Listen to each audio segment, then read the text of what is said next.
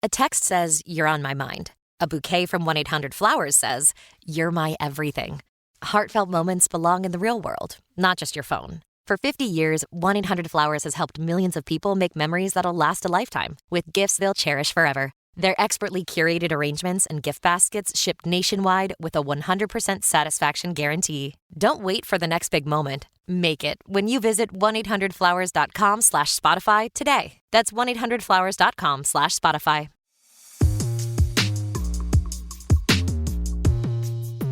The virgin and the whore. You marry the virgin, but then you treat all other women with complete disrespect and with a complete sense as though they're your possessions and your belonging.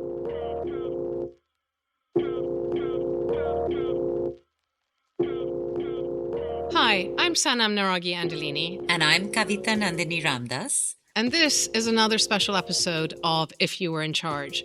We thought that given all the news and deluge of sludge, frankly, that is coming out of the Epstein files, it would be important for us to have a conversation about the people who were in charge. The people who are and have been in charge. Exactly. For whom there so far has been no accountability. And there are no consequences for their relentless misogyny and their treatment of women essentially as subhuman. Kavita, for me, one of the things that struck me, which I posted on LinkedIn a couple of days ago, was that Epstein was presented as a guy who loved science and, had almost like a curated network of the most brilliant scientists and financiers and, talent in every domain. But what was notable was that they were all men. So he had very strong ties to MIT. MIT has some brilliant women. Esther Duflo is there and was there as an economist and, across all the sciences. And the Nobel Prize winners. In economics and biology, and across the sciences, these women were there. And yet they are notably absent from his networking, right? Now that we know what was actually underneath it all, that there was this persistent level of sexual abuse and sexual exploitation in which all of these characters seem to participate in some way or another, or enable, or were aware of course he wouldn't be inviting the smart, professional, kind of extraordinary women. They would be excluded from these circles, right?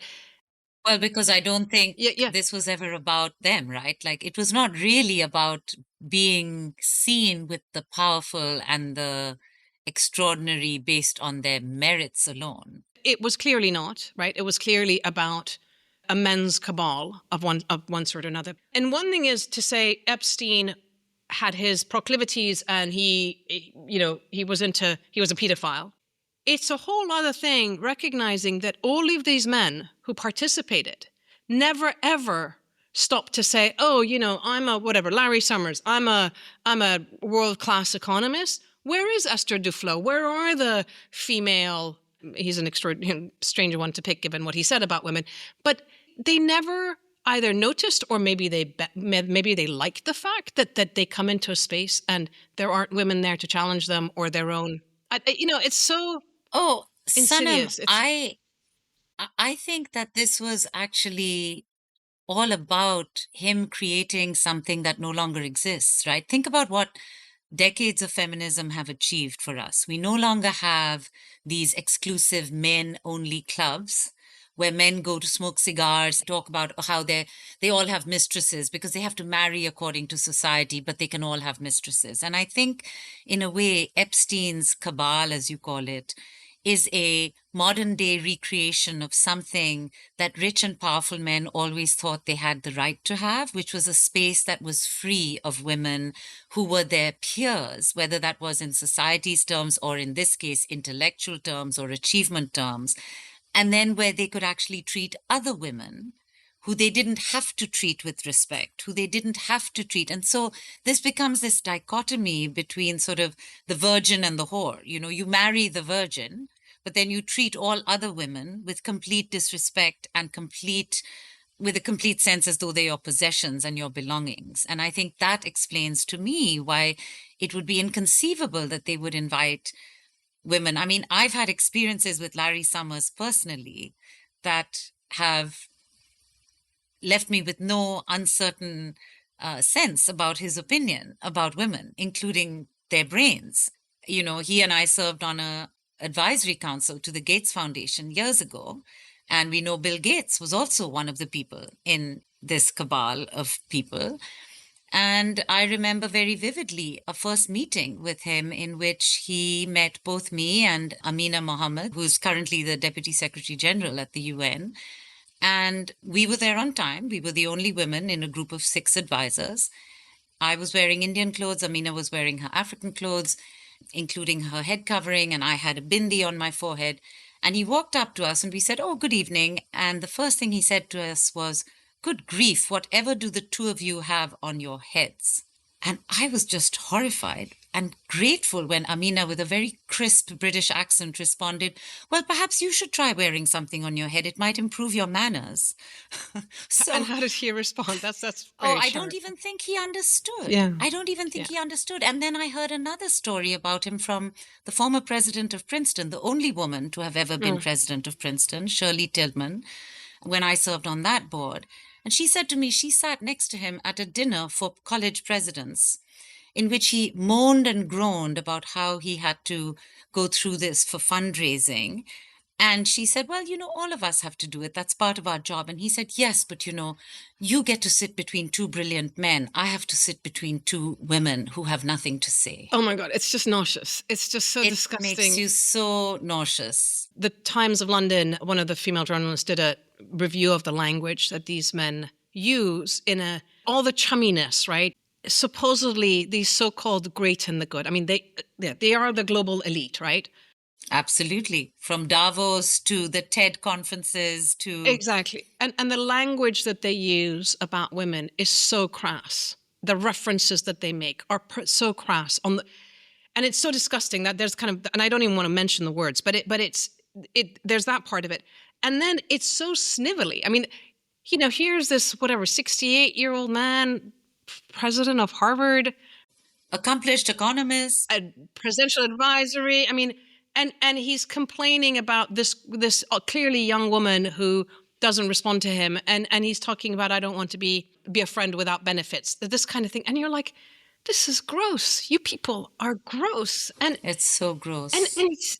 But Sanam, do you remember when that other guy who was in the hotel room and the young hotel maid, he was in the IMF, Dominique Strauss-Kahn, head of the IMF, and he literally got away. He still hasn't really paid a price. And I think that this is what I'm seeing is at least a little bit of, in the UK, you all are seeing at least some set of resignations.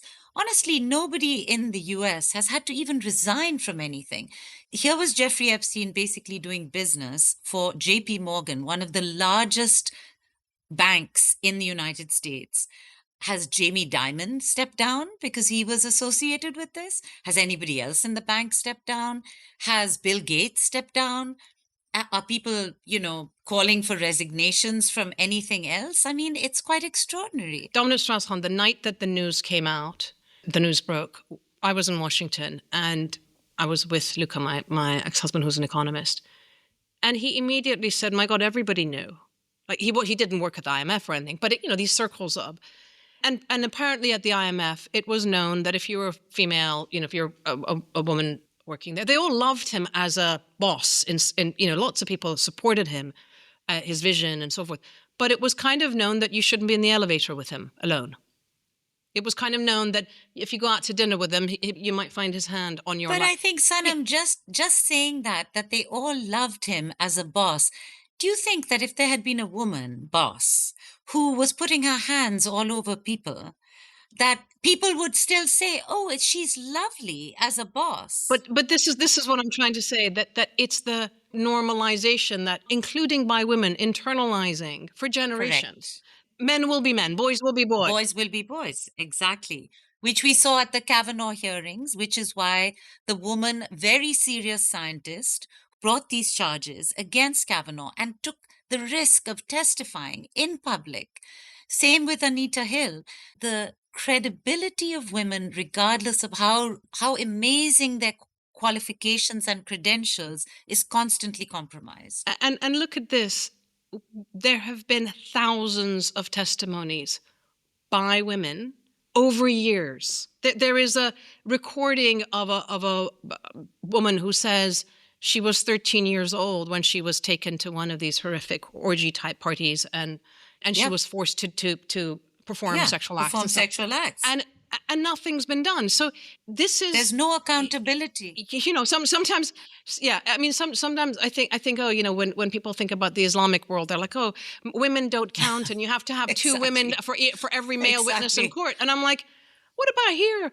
Thousands of them. Take a look at what about here, and for how long that has been the case. And the other thing is that what I find notable about the Mandelson case here is, okay, so he's gay and not implicated in the sexual abuse and exploitation, but he was around them. He knew. It's more about the fact that he was back channel, essentially insider trading. I mean, giving serious information about financial policy and decisions to this guy, and so cheap, so degrading. And the thing is that it really cuts across all kinds of famous. I mean, I was so depressed to see Noam Chomsky's name on there. And I completely understand how this happens, right?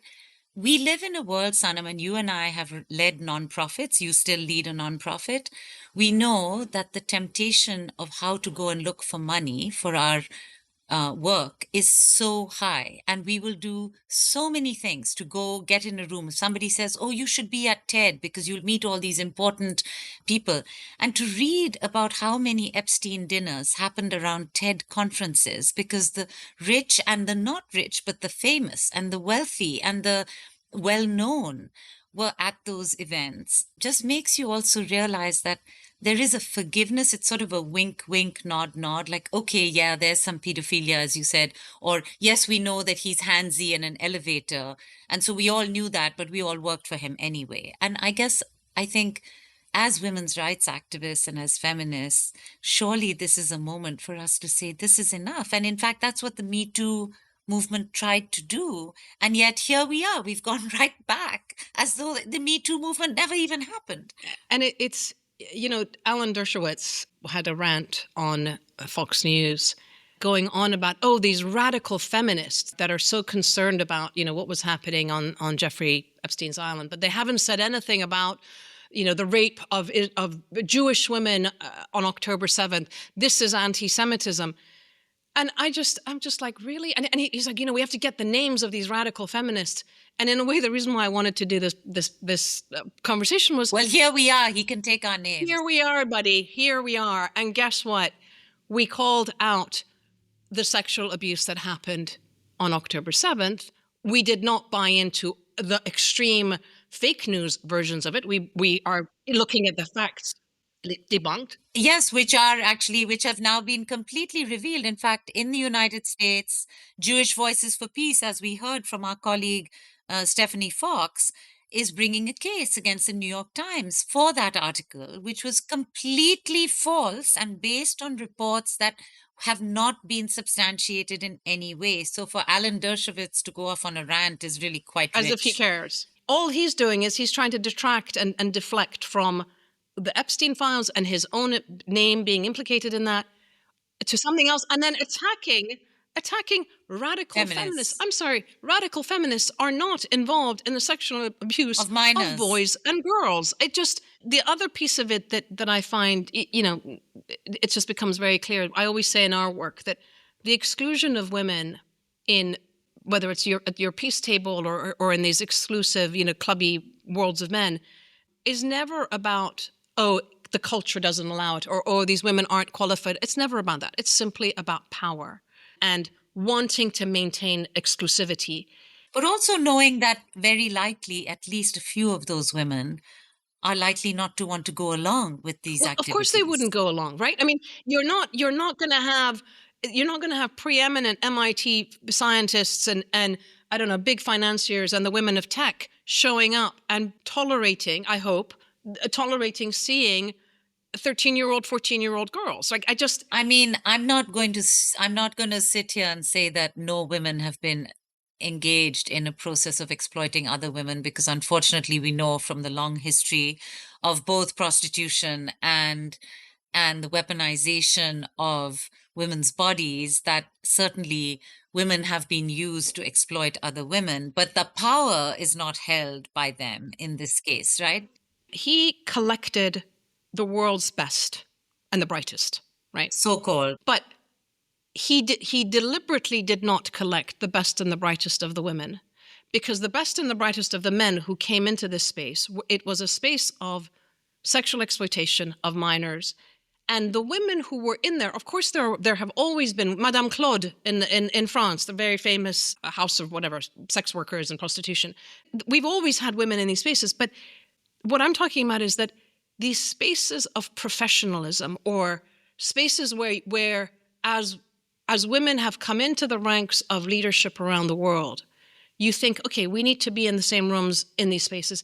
And you see that those rooms keep moving. If it used to be that, you went into the high-level rooms at the UN and it was all men and they could be clubby, and now the women are there. Well, the men have now found an alternative space. They've exited to their private male clubs. Yeah. Here's a list. I just want to read out a few names. So Ehud Barak, the former Israeli prime minister, Larry Summers, Howard Lutnick, Sergey Brin, the billionaire Google co-founder, Steve Bannon, the former advisor to Trump, national security advisor to the Slovakian prime minister, Miroslav Lajek, Ahmadinejad, Ehud Barak, I mentioned, Cassie Wasserman, who's the president of the committee for the 2023 Summer Olympics in Los Angeles, was charged. He exchanged flirty emails with Epstein confidant. Stephen Tisch, who is the New York Giants co-owner, Bill Clinton, of course, and his wife Hillary Deepak Clinton. Chopra. Deepak Chopra, Donald Trump.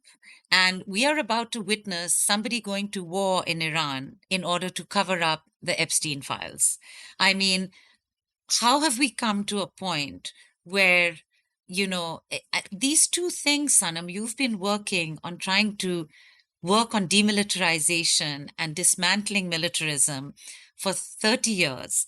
And here we are at a moment when the country you were born in, the country of your culture and your history and your tradition, is literally at risk from a man who's so worried about his name being revealed in the Epstein files that he's willing to actually wage war on another country. And we've just been through this with Mr. Netanyahu for other reasons, who doesn't want his corruption to come out in a trial, and so has waged war on Gaza for 2 years unrelentingly. And I just think that if we don't see the parallels between this kind of demonstration of alleged sexual prowess and the exclusion of women from these spaces in order to exploit women. Yeah, in order to have the other way, to have the compliant, submissive, dependent, often powerless. And the women who are attracted to adjacency to power. That, the Ghislaine Maxwells of this world who are. And I think one has to say that part of the reason over history that women have chosen the route of adjacency to power as a way to wield their own power is because in patriarchal models, there is so limited room for any other ways to wield that power. I mean, the last country to actually give women the right to vote were cantons in Switzerland in the late 1990s. So, we aren't talking a feminist movement here that's much older than 200 years. So, what I find striking about it is the depth of mixture of both. I don't want to say hatred, but there's something like this the way that you see the backlash against women's rights and yes. diversity, etc. It comes with such vitriol. It comes with such anger, as if we are coming into spaces to which they're entitled to and taking away from them their birthright, right? And I'm like... And Sanam, here's something I would say. I think we as feminists have perhaps underestimated. I always was nervous when people were like, well, but this doesn't take away anything. All of us will be better off. I think the truth is that when you lose absolute power, it still feels like you've lost. It doesn't matter if you bring more, chairs to the table. if you were used to living in a world in which you didn't have to have anybody else at the table and in which you made all the decisions and in which women were there either to sexually pleasure you or to fold your socks and produce your children and look after them for you, then obviously a movement like feminism, that was why Olympe de Gouges had to be killed by the French revolutionaries who said, liberté, égalité, fraternité, except for les femmes. Of course, yeah. Right. And I think that that's something we have to acknowledge. And when people say, well, there's really no need for feminism anymore because we've already got equal rights, and what's the issue? I'm like, here's the issue. Look at it. It's the other thing that really I find depressing about this is that these men end up sucking out the oxygen of the universe of humanity and of other men, right? And I've always found it interesting and a bit sad that anytime we raise problems of gender-based violence or sexual abuse and exploitation, and we say, hey guys, join us, other guys, there are lots of good guys. Hey, good guys, you come and also speak about this. The reaction that we get is, it's not me, don't put this issue on me. And my response to that is, in the space of feminism and feminist leadership, to me, what we're trying to do is to genuinely create an egalitarian, meritocratic, transparent world, which is good for us and for the good guys. Ideally, it would be good for everybody, but I do think this issue of, it's a little bit like us as Indians saying to the British, listen, if you gave us independence, it would be good for us all. And the truth is that the British liked it just the way it was, that they liked being able to take whatever money they could out of India and take all the gold and all of the things that are lying in those museums. So an anti-colonial struggle is not that different. When you have power, it's very difficult to acknowledge losing that power without having a real sense of loss. The reason that the British Empire is mourned is not because everybody in the British Empire were assholes or terrible people. but this is the point, that we are dealing with a subset of hyper alpha male specimens, if you want. There's something about, I would like to think that, Sanam, but I don't actually think that. If you've walked on a street in India. Well, so just bear with me. Just bear with me for a second. So this, to me, when I look at these cases, Harvey Weinstein and so forth, there were people there who worked for him, who knew what he was doing. He was also a bully to the men who worked in his office. Sure. Right. And so these men are actually they are alpha types that want to bully other men and exploit women. And what makes me sad is that the men who are falling in line and accepting that kind of, wolf pack, we got the top dog and everybody else falls in line with them, or who are too scared to speak out because of their jobs and mortgages or whatever it is, they need to become a bit more courageous, and they need to understand that where we sit and where we as women speak out about these things and we take risks, and we take the risk of being, vilified online or excluded from whatever spaces because we're causing discomfort. I wish that they would understand that we are more allies to them, and the world that we are imagining would be better for them than persisting with this hierarchical top dog mentality that has been forever. I mean, good guys would rise if and where we see women speaking out. I think we have to give them the courage to do that. I don't disagree with that, and I don't think it has to do with men or women, frankly. On this issue, I would disagree. I think that there are as many women who don't speak out in support of other women who are facing these kinds of issues. I have seen it in all of the places I've worked. I have witnessed it inside offices where women are being serially sexually harassed and other women don't speak out on behalf of them. And I have seen very brave men who have spoken out. So for me, I don't gender this. For me, feminism is not about what you have between your legs and everything about what you have between your ears.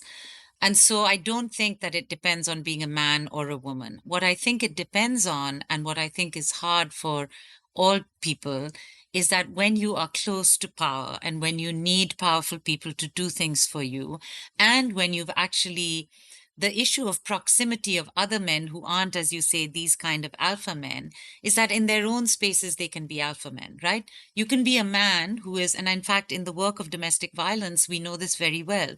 You can be a man who is humiliated and has no power in your own society or in your workplace, and you come home and who do you take it out on? You take it out on the only person who has no power over you, and that is the woman in your household.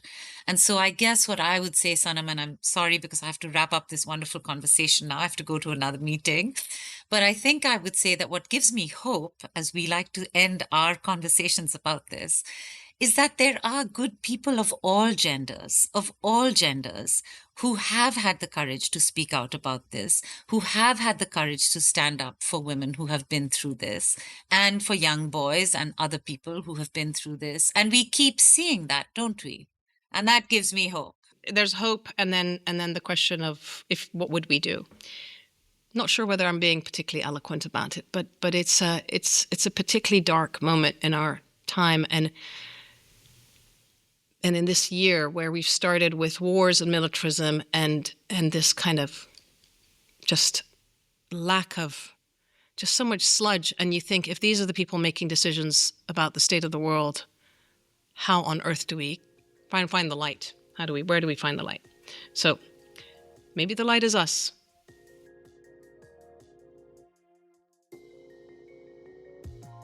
Thank you, everybody, for listening. And I hope that at least this conversation that was an emergency pod prompts and provokes more conversation as well in your own circles.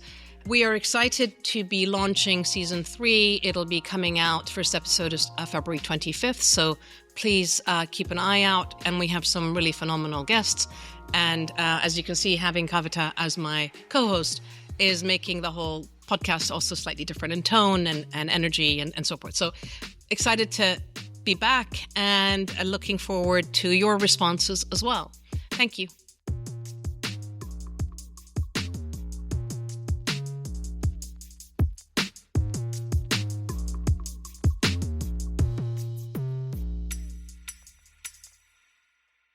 Tecovas is the go-to for premium, handcrafted Western boots.